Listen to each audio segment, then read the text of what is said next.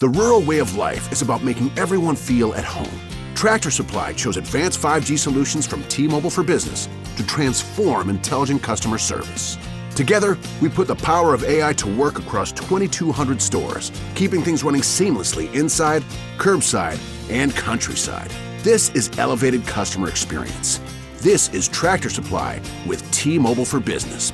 Take your business further at T-Mobile.com/now.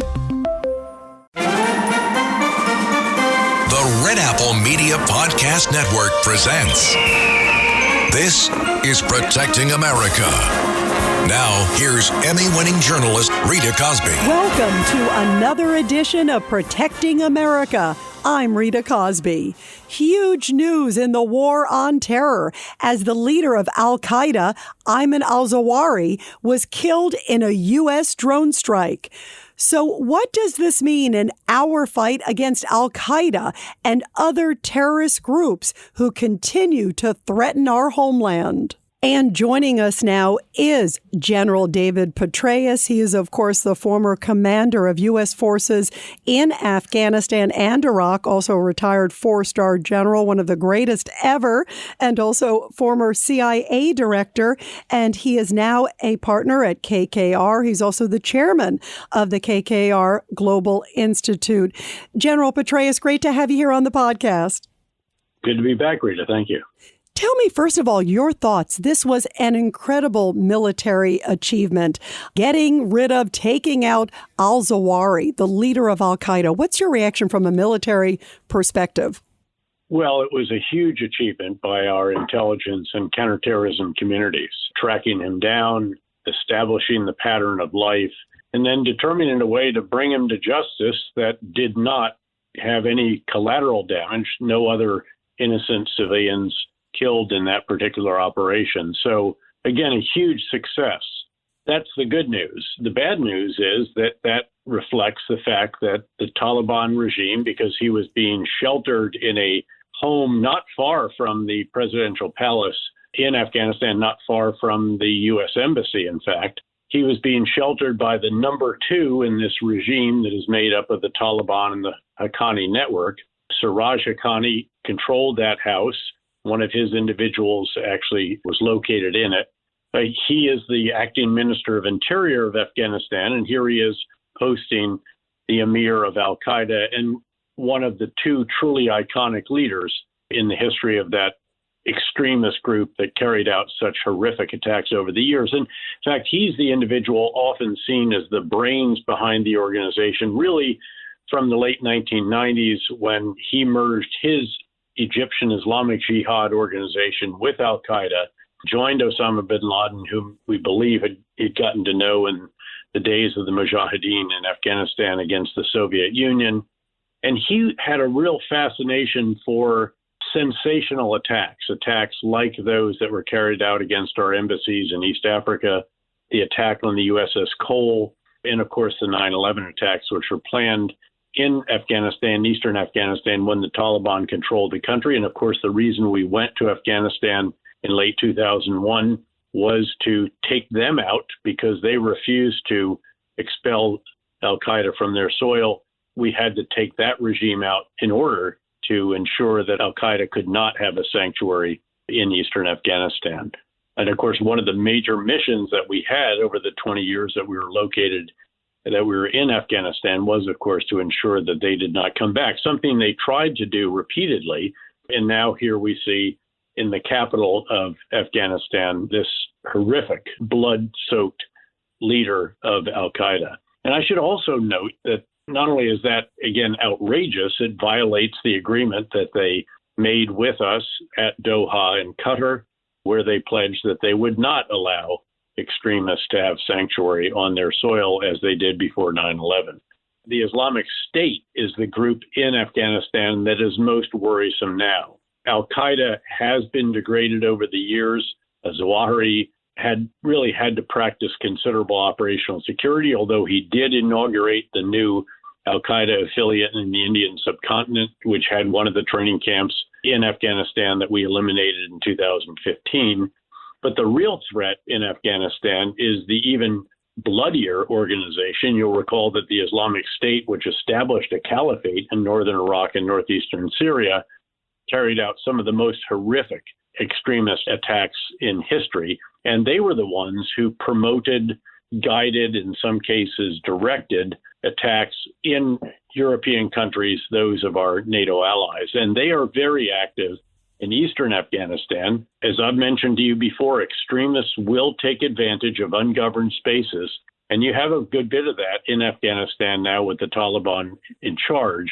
And they are very worrisome. They are trying to ignite a sectarian civil war in Afghanistan. They tend to attack minority sectarian groupings and also some ethnic groups, again, to try to foment violence and to start the kind of cycle of violence that we saw actually in Iraq in 2006, that the surge ultimately tamped down and drove the violence down by some 85% over 18 months. So that's a group that bears very careful watching. It does not appear that the Taliban are able to eliminate them from their soil. They are battling them.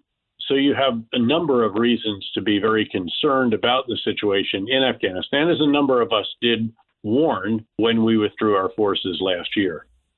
So how concerned do you think we should be about the threat that still exists to America?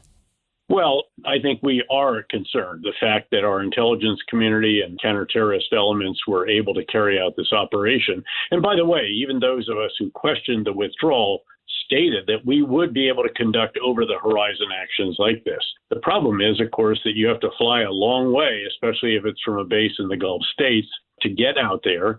And you spend an awful lot of your blade hours of these slow-moving drones getting to and from the orbit rather than in the orbit, providing the unblinking eye. So it takes a lot of resources to do this. And of course, you also have to work through the issues of how you can maintain other intelligence sources, some of whom ideally would always be on the ground. And we are concerned about that. And that has been very clear. The director of the CIA has made that very clear, as did the president the other night. And we will have to stay riveted on them. You know, one of the lessons of the wars of the post-9/11 period is that Islamist extremists will exploit ungoverned or even inadequately governed spaces. We've seen that repeatedly. And you have to keep an eye on them, and you have to keep pressure on them. And in those cases where you can't work with a host nation that can actually solve the problems, you just have to work with them to manage to keep a lid on the problem so that it doesn't become an international threat. And that's what we're doing actually around the world. That's what we're doing in Somalia. This administration put forces back on the ground there wisely. They're in West Africa, North Africa, still small force in Iraq, have to keep the force in northeastern Syria. And very clearly now we are keeping a very careful eye on what's going on in Afghanistan. Although, again, doing it without bases in Afghanistan that were so helpful when we were combating the issues directly there, and also in the region, they were very helpful as well. Keep in mind that the operation that brought Osama bin Laden to justice was launched from eastern Afghanistan into Abbottabad, Pakistan, and then came back to Afghanistan when it was done. You know, you bring up a great point, General Petraeus, about the fact also, remember in Abbottabad, which you know all too well, there Osama bin Laden was in a house. It was down the street from the sense of what the Pakistani West Point, almost their big military base. Mm-hmm. Here we see Al-Zawahiri in a Haqqani house in Kabul. Is there something to be said of the fact that both of them seem to be living, you know, or at least felt comfort or were living in, you know, public areas? Well, there is a difference. We really believe the Pakistanis did not know where Osama bin Laden was located. We're very confident of that. And he led a very restricted life. Very, very high walls on that compound. He did walk inside the compound, but otherwise was very, very careful. And he didn't send out messages or videos very often. And now Zawahiri, by and large, maintained that same kind of operational security, although he has sent out more than a handful of videos in the past couple of years. But by and large, he was very, very much off the net, as they say, except that he got overconfident, obviously, and had a fascination for sitting out on the balcony in the early morning hours and reading. And that particular pattern of life obviously proved to be his undoing. You talk about that incredible moment. You, as one of the great military generals, I think, ever, and the intellect and the planning that went into a strike like this with a Hellfire missile, too. It's this drone. It was an RX-9. Maybe talk about just the incredible timing and what goes into planning just that precise moment and to have the luck and the skill to make it happen. This episode is brought to you by Amazon Business. How can you free up your team from time-consuming office tasks? Amazon Business empowers leaders to not only streamline purchasing, but better support their teams so they can focus on strategy and growth. Free up your teams and focus on your future. Learn more about the technology, insights, and support available at amazonbusiness.com.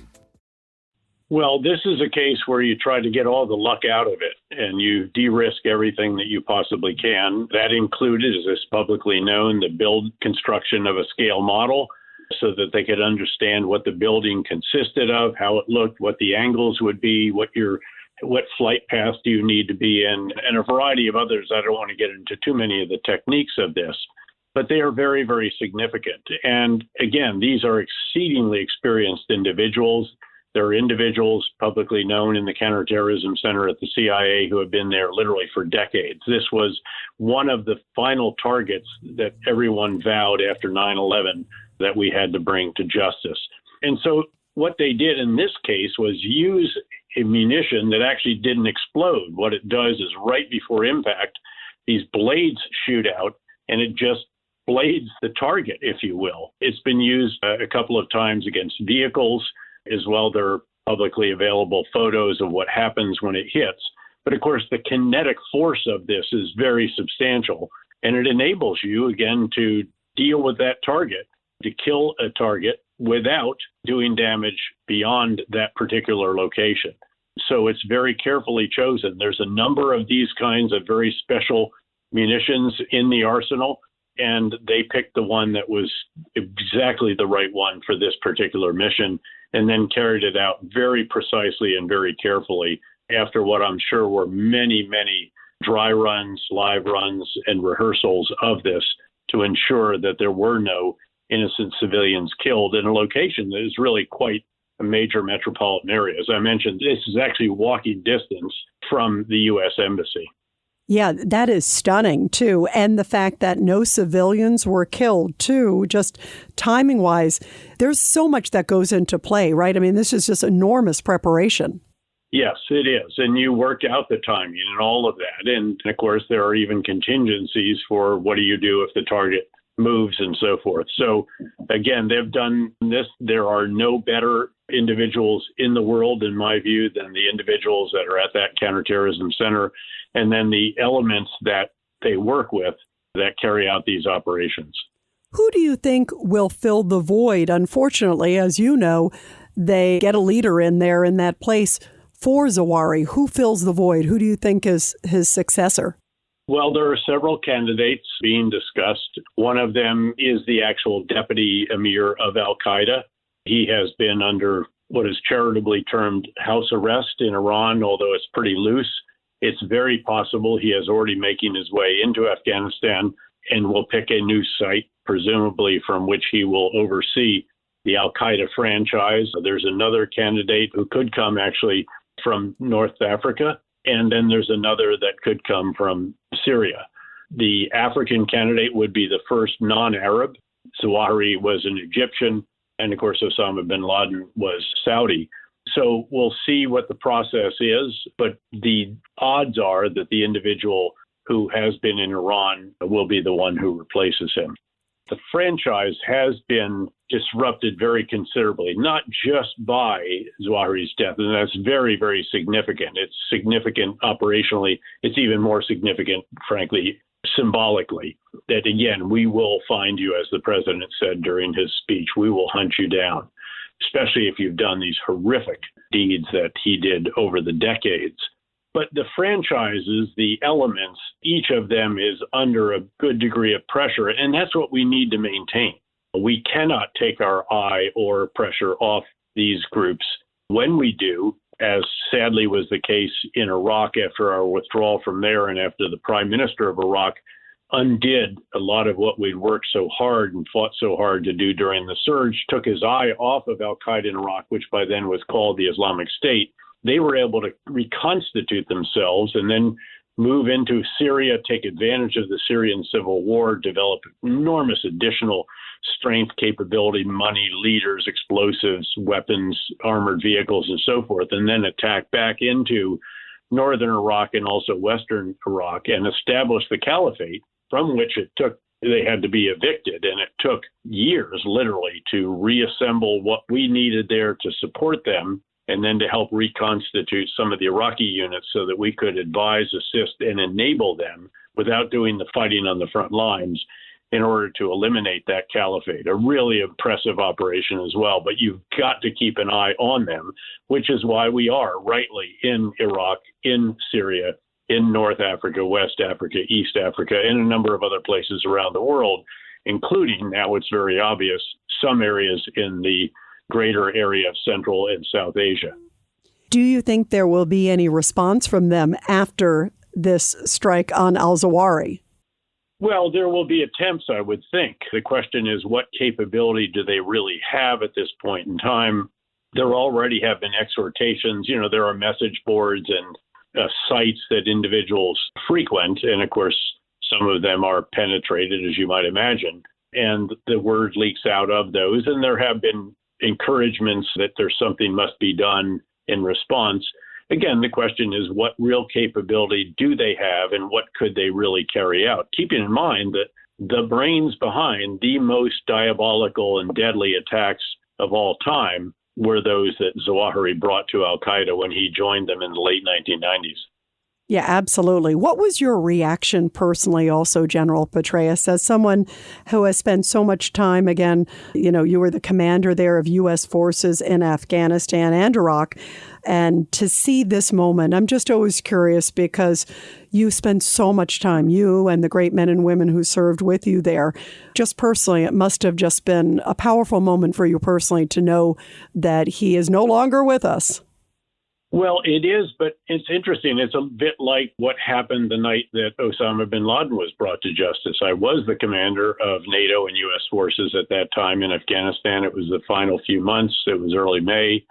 I had gone into the Joint Special Operations Command liaison command post that was at my headquarters in Kabul, asked everyone to leave except for one colonel who I knew really well because he'd been a lieutenant in the battalion that I'd been privileged to command many years earlier. And I told him then what was going to happen, and we shifted all that we were focused on to that operation, as you might imagine. And I remember when we got the word Geronimo, Geronimo, Geronimo, and, I just turned to him. There were no high fives. There was no hoop. There was no yeah or anything like that. It was just, I turned to him and I said, Bill, it was really a privilege to observe this operation, to monitor this operation together with you, because, of course, we had a lot of contingency plans had things gone south. Especially you, given our history, it goes back a number of decades. And now let's get the team back in here and dial up the other 12 operations that are going on inside Afghanistan tonight, at least 6 of which were more challenging, more risky in certain aspects than the one that was carried out in Abbottabad, which had its risks without question, but also thankfully had the element of surprise that was very, very substantial. So I think that's the reaction. And I'm sure that that was the reaction in the various command posts that were overseeing and coordinating this operation. There aren't high fives in these. These are professionals who have been at this for decades. And certainly there will be a handshake and so forth. But then they're going to turn back to, okay, what's the focus now? Absolutely. What's your message to Americans? We must stay vigilant, right? Absolutely. Again, the message is we have to keep an eye and pressure on Islamist extremists wherever there are opportunities for them to take advantage of ungoverned or inadequately governed spaces. And Afghanistan obviously is the category of inadequately governed at this point in time, although they have established control over the country. But there are rural areas, obviously, where their capabilities are overstretched. So, and they're also confronted by extremists. The tragedy here is that, number one, the Taliban certainly have not lived up to the agreement. The Taliban have not turned out to be more tolerant.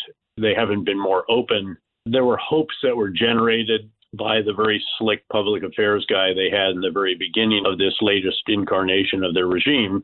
But as you know, what has turned out is a very restrictive, repressive regime in which girls can't even go to high school, much less to college. They can't move without a male guardian. And again, it's very, very repressive. And they've essentially destroyed the economy such as it was. So the challenges are enormous for nearly 40 million people that we worked to help for 20 years. And it's really a very, very sad situation. It absolutely is. Well, we are so grateful, first and foremost, for the U.S. military and grateful for your so many years of service and obviously all the great work you're doing now also with RKR. But thank you for everything you have done and for your leadership and just the incredible work of the U.S. military to take out the leader of Al-Qaeda, someone that you're very well aware of. Thank you for your service so much, General Petraeus. It's great to have you here on the podcast. Great to be with you, Rita. Thank you. And everybody, I'll be back soon with another great edition of Protecting America.